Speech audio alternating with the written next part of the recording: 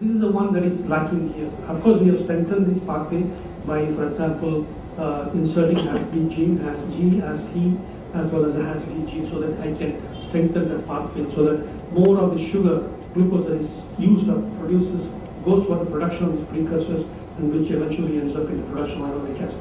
As I said, that there is enormous potential, as I said, if by genetically modifying these microorganisms by using metabolic engineering, and we are not changing one gene, or right, and we are changing a number of genes in the pathway, so that the microorganism is able to divert those sugar or the intermediate towards the desired product. So by manipulating this organism, we can come up with new product. Right? For example, I don't know, like as I said, 1,3-propane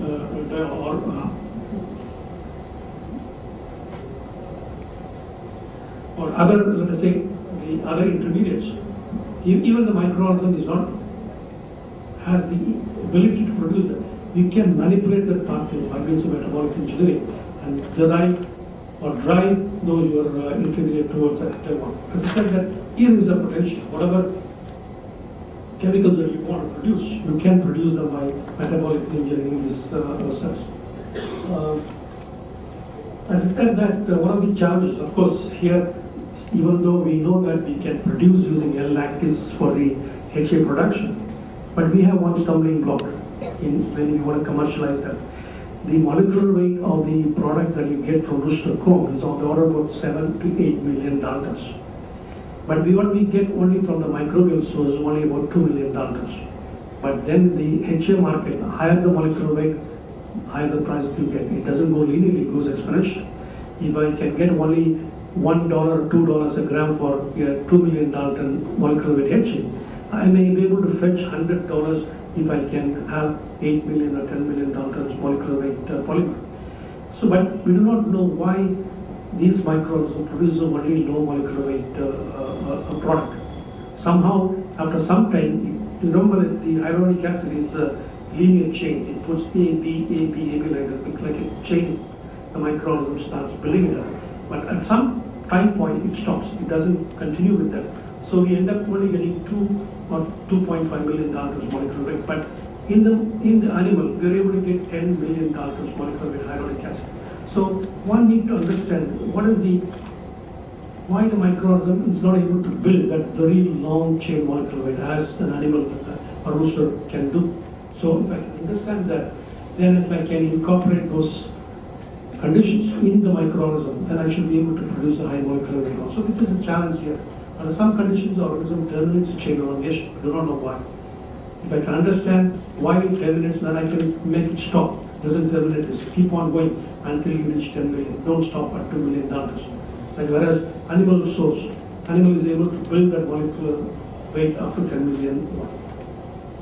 Okay. So I will not go into that. But the other one that which I find that very interesting and challenging is especially in industrial biotechnology, very large scale application, is the reduction of the water. Because if let us say that I produce alcohol at 5% or 10% alcohol, and then if I have an alcohol industry which is producing 1 million or 2 million liters of alcohol per day, the amount of water that I use is about 10 times or 20 times of the product. Then we need to reuse that, unless we reuse that water, it doesn't become economical. And you know that now water is an extremely scarce, getting to be a scarce raw material. And of course, all the industrial biotechnology process, we use water as a medium, right? Whether it is enzymatic conversion, production of penicillin, or production of polymers, or whatever it is. Water is a source of our medium, very large volumes of water. One thing is if you use a very large volume, then we need to treat them before you discharge them into the environment, or you have to find some way of reusing that water back into your system, right? I think that may become one of the important aspects in commercializing many of the biotechnology process. How can I reduce the water content, right? Or for example, we also use a very large quantities of raw material, which use only maybe 60-70% of the ammonium sulfate or phosphate or whatever glucose that you feed into it is used by the microorganism.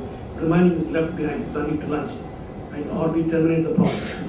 Can I have some kind of way of recycling the medium constituent, right? So that I can cut down the cost of that process. As I said, that methods to cut costs could be reuse the fermentation broth components. You have to see how we can develop technologies for that. Reuse the nutrients, reduce the water content of the broth, develop organism tolerate high concentration of products and RET inhibitors. For example, Maker's yeast, right? We produce 2,500 kilotons per year, and each ton requires wash water about 15 meter cube of wash water. You can imagine the amount of water that you're using only for the production of Maker's yeast. It's a very large one. My question is it possible to develop a process that does not require wash water or requires less amount of water?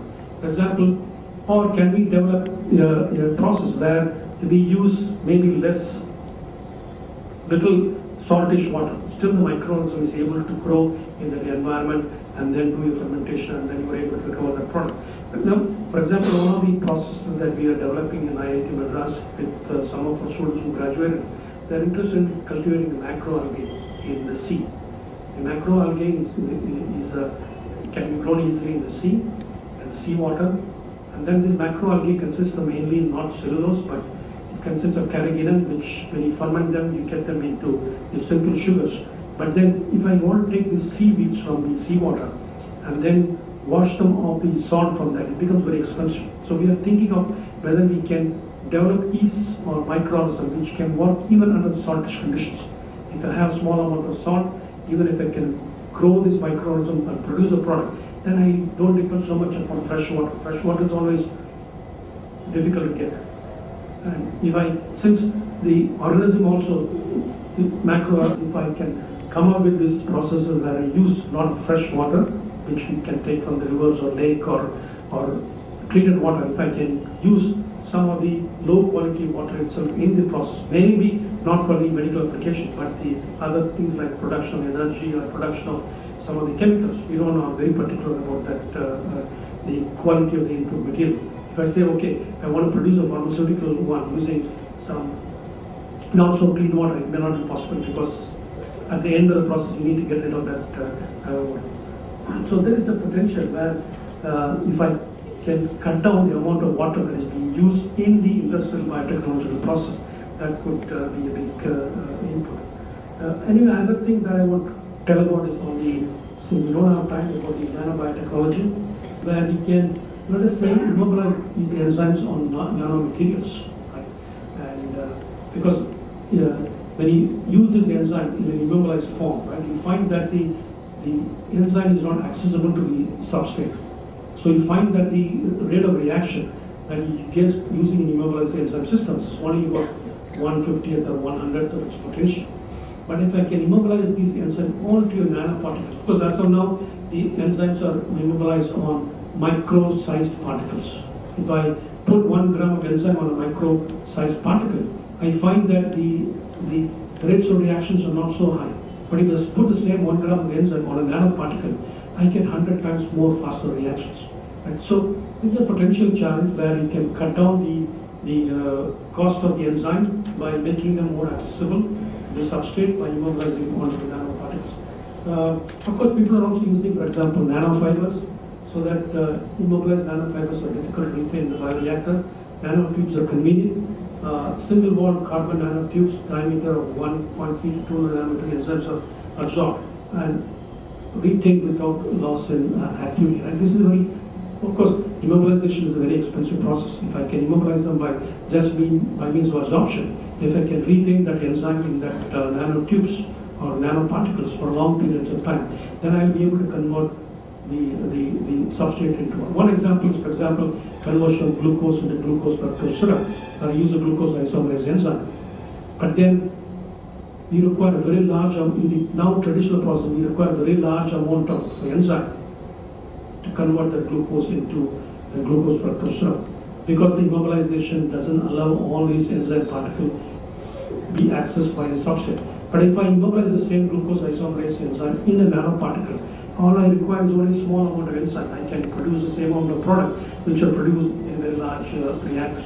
So here is the challenge. One can see how one can cut down the cost of the enzyme or the size of my equipment by immobilizing them onto nanoparticles. Okay, I'm sorry. Just give a summary. As I pointed out, industrial biotechnology will find more prominence in the coming years. As I said that Medical biotechnology, a lot of investment is required. Finding out new products, new drugs are becoming extremely expensive. And then, of course, agricultural biotechnology is well developed and all being practiced very well in many other countries. So the new way of technological applications in biotechnology is going to be in the area of industrial biotechnology or white biotechnology. Many chemicals, chemical intermediates and polymers will be produced from renewable resources using biorefinery concept. These fermentation processes will require very large volumes of processed water, and hence recycling of water and reuse of the product chemicals are really important for the economics of this process. Right? One can look at even the traditional process that we have, where we do fermentation. We see whether we can cut down the cost or reduce the water that's being used in that. And of course, I didn't talk about this one, but I would like to point out is marine bioprocessing, right, will be important as it has been so far untapped for the production of our compound. Right? We have not looked at the marine systems. And also nanobiotechnology for production of nanometals will be another potential and an exciting area of study. So with this one, I thank all of you for your attention. If you have any questions,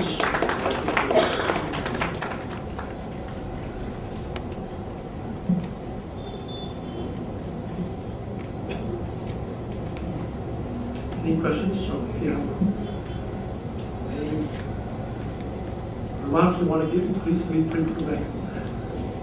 As I said, that is just an overview, a very narrow field of industrial biotechnology and white biotechnology, but it's no means it's exhaustive. There could be still a lot of new ideas, new things can be developed in medical biotechnology as well as in agricultural biotechnology.